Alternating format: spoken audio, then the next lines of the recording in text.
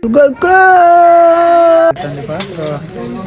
नमस्ते र स्वागत छ सबैजनालाई मेरो अर्को भिडियोमा। र बिहान बिहान उठेर म चाहिँ रेडी भएर निस्किँदैछु र कहाँ जाँदैछु भन्ने चाहिँ देख्नु नै हुन्छ। भित्र अँध्यारो भए पनि बाहिर चाहिँ निकै उज्यालो भइसकेको थियो र म बाहिर आएर दाइहरूलाई कुर्दै बसेको थिएँ र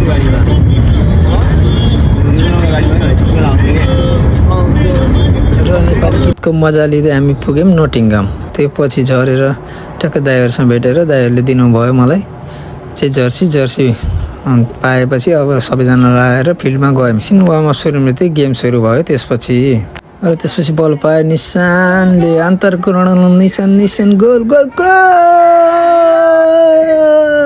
वाट अ गोल है त। ल लभली फिनिसिङ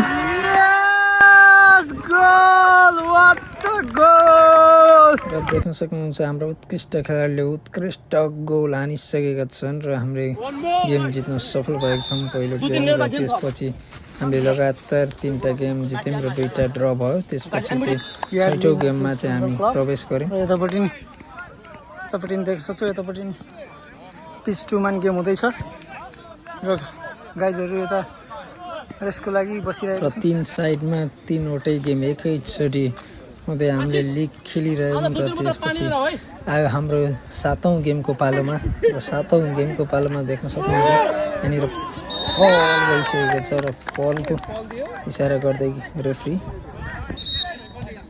हल्का खेलाडीलाई ब्लक गरेको जस्तो देखियो र उसले फेरि त्यो पछि चाहिँ यहाँबाट फ्री किक दिइसकेको छ र free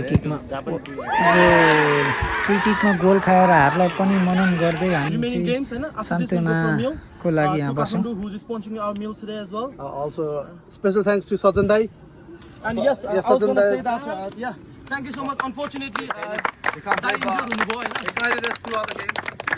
last couple of years, हाम्रो जुन इम्प्रुभमेन्ट छ नि यो टिमको जसरी अङ्कललाई भन्नु भने as a graph we going upwards and upwards, and he's been one of the mainstay of our team as well. He's been the one who's been in 1 2 3